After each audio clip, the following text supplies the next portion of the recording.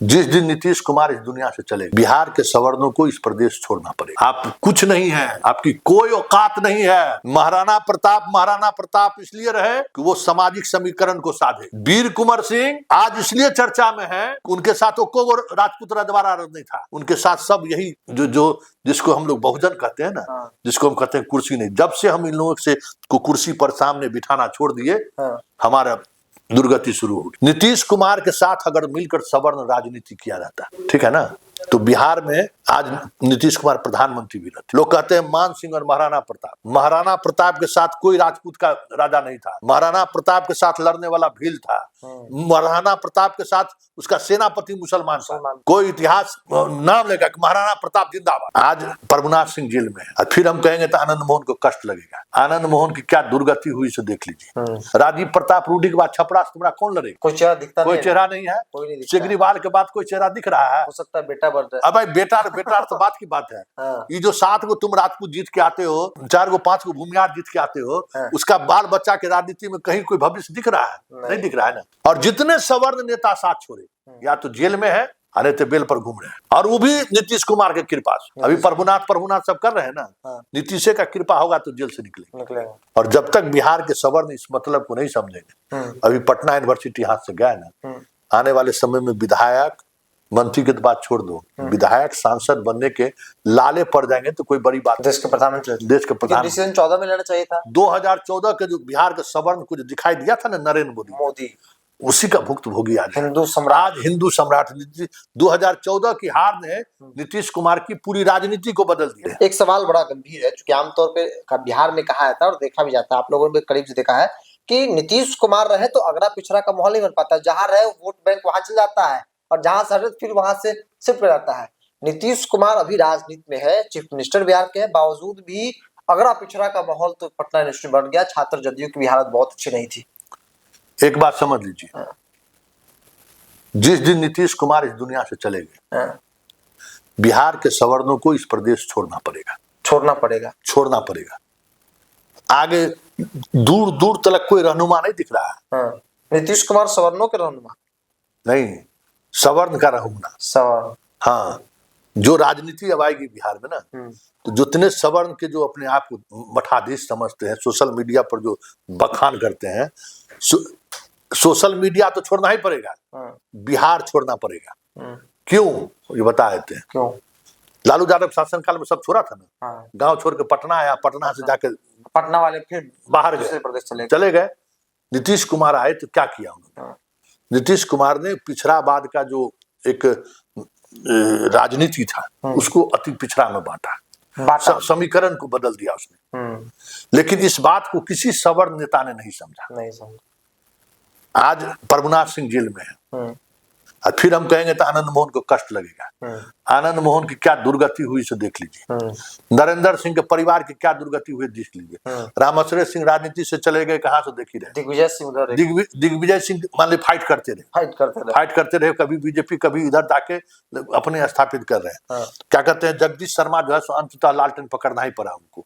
अरुण कुमार को नीतीश कुमार के पेट में दांत गाली गलौज किए, अंत में उनको आना ही पड़ा नीतीश के शरण में। जितना सवर्ण नेता है आप उसका उठा लीजिए। क्यों?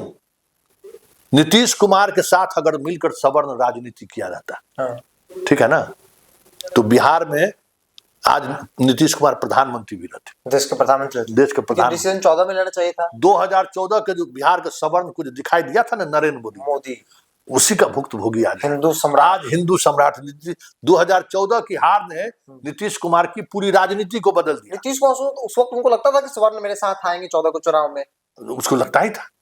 हाँ, उनको लगता ही था कि भाई मोदी में क्या दिखता है, हमें दिखेगा। हमने भाई लालू को रोका है। हमने सुशासन लाया तो किसका डेवलपमेंट हुआ? सुशासन आया तो किसका डेवलपमेंट हुआ? पटना के शहर में आप इतने बड़े, आज आप जोड़ लीजिए नीतीश कुमार के शासन काल में जितने बड़े ठेकेदार बने, कौन है वो लोग? लेकिन 2014 के बाद नीतीश कुमार की राजनीति बदल गई। 15 में वो लालू के साथ आ गए, और उसके बाद से लेकर अभी तक नीतीश कुमार की अब राजनीति नहीं करते। अब वो सिर्फ कुर्सी पर बने रहने की जुगत में लगे रहते बस, क्योंकि हम लोगों ने उनका साथ छोड़ दिया। और जितने सवर्ण नेता साथ छोड़े, या तो जेल में है अरे बेल पर घूम रहे हैं, और वो भी नीतीश कुमार के कृपा से। अभी प्रभुनाथ सब कर रहे हैं ना, नीतीश का कृपा होगा तो जेल से निकलेंगे। लेकिन आनंद मोहन जी, कई नेता जब जमाना था तब नीतीश को भुर्की दे रहे थे। अरे भाई, इस सच को स्वीकारना होगा। आपकी राजनीतिक विरासत क्या है उसको समझना होगा। आपके पुरखों ने इस देश के निर्माण में अगर भूमिका निभाई है तो वो सबको साथ लेकर चला है। लोग कहते हैं मान सिंह और महाराणा प्रताप। महाराणा प्रताप के साथ कोई राजपूत का राजा नहीं था। महाराणा प्रताप के साथ लड़ने वाला भील था। महाराणा प्रताप के साथ उसका सेनापति मुसलमान था। कोई इतिहास नाम लेगा कि महाराणा प्रताप जिंदाबाद, मूर्ति लगाएगा, लेकिन महाराणा प्रताप ने कौन सी राजनीति की, किस तरीके से उन चीजों को जोड़ा, उससे कोई मतलब नहीं है। मतलब बात जानने पर होता है, उसको इम्प्लीमेंटेशन नहीं, मतलब नहीं, वो उस राजनीति को समझे, इससे मतलब नहीं है। तो उस दौर में जो सहजानंद सरस्वती हो, उन्होंने जो लड़ाई लड़ी दलित और गरीबों के लिए, उस लड़ाई का मतलब समझना होगा। और जब तक बिहार के सवर्ण इस मतलब को नहीं समझेंगे, अभी पटना यूनिवर्सिटी हाथ से गया ना, आने वाले समय में विधायक मंत्री की तो बात छोड़ दो, विधायक सांसद बनने के लाले पड़ जाएंगे तो कोई बड़ी बात नहीं होगी। कोई बड़ी बात नहीं। सुन, अंतिम में बता ही देते हैं। राजीव प्रताप रूडी के बाद छपरा से तुम्हारा कौन लड़ेगा? कोई चेहरा दिखता कोई चेहरा नहीं है। केजरीवाल के बाद कोई चेहरा दिख रहा है? हो सकता है बेटा बढ़ जाए। अब भाई बेटा तो बात की बात है।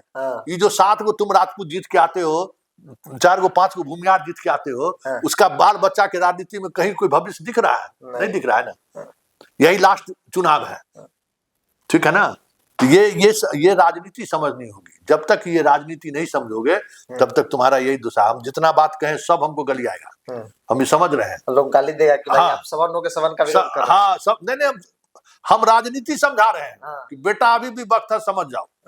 चंद्रशेखर को पढ़ना चाहिए, चंद्रशेखर को पढ़ो, उसको अपनाए। हाँ, क्या कि भाई जब देश बन गया तो सेना, तुम्हारा काम नहीं है देश का रक्षा करना, उसके लिए सेना है, ठीक है ना। गाय का रक्षा करना तुम्हारी जिम्मेवारी नहीं है, उसके लिए कानून है, मारेगा तो जाएगा जेल।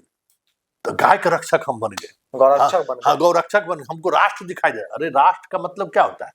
जितना राष्ट्रवाद वाला आदमी है, दिन भर इस देश को के साथ, देश की तरक्की के लिए काम करे, तरक्की के लिए थोड़ा दिन भर देश को छुरा मारता है, भारत माँ के साथ जो छुरा मारता है घूस कमा के। एक भी राष्ट्रवादी, जितना आदमी अपने आप को कहता है हम राष्ट्रवादी हैं, जरा उसका बैकग्राउंड देख लो, 100,000 2,000 5,000 करोड़ किसका, तुम हमारे देश का ना गरीब का कमाई लूटे हो। तो ये जब राष्ट्रवादी लोग जब लूट में लग जाएगा, राष्ट्रवादी लोग जब राजनीति में इस तरीके से करेंगे, तो उस चंद्रशेखर के उस बात को समझिए। आज की युवा पीढ़ी को ये समझना होगा कि आपको एक समीकरण के साथ चलना होगा। आप कुछ नहीं है, आपकी कोई औकात नहीं है। महाराणा प्रताप इसलिए रहे कि वो सामाजिक समीकरण को साधे। वीर कुंवर सिंह आज इसलिए चर्चा में है कि उनके साथ वो राजपूत रजवाड़ा नहीं था, उनके साथ सब यही जो जिसको हम लोग बहुजन कहते हैं ना, जिसको हम कहते हैं कुर्सी नहीं। जब से हम इन लोगों से को कुर्सी पर सामने बिठाना छोड़ दिए, हमारा दुर्गति शुरू हो गया। हम सब साथ मिलके जाते थे। वीर कुंवर सिंह का भी सेना सब मुसलमाने सब था, सब यादव, सब छोटे, जितना छोटका मतलब जाति का छोट नहीं, छोटे जो संख्या में जो लोग थे वही लोग थे। हाँ, जो लोग थे। कैगो राजपूत लड़ने वाला था वीर कुंवर सिंह के साथ, गाल बजाने के लिए। हाँ, कि हम वीर कुंवर सिंह का जयंती मना रहे हैं। अरे बाबू जरा समझो वीर कुंवर सिंह क्या किए हैं। सहजानंद सरस्वती का खूब भूमिहार सब गुण गाएगा, जरा सहजानंद सरस्वती का क्या योगदान है। सहजानंद सरस्वती ने अपने समाज के लिए नहीं, इस देश के लिए, इस गरीबों के लिए क्या किया, उस पर अध्ययन नहीं करेगा। लेकिन सहजानंद सरस्वती के नाम से एयरपोर्ट होना चाहिए, उसके लिए सब आंदोलन करेगा, लेकिन सहजानंद सरस्वती का अनुकरण कोई नहीं करेगा। इसलिए यही जो ये है ना, मतलब चाल चरित्र और चेहरा कुछ अलग अलग, उस वजह से समस्या है।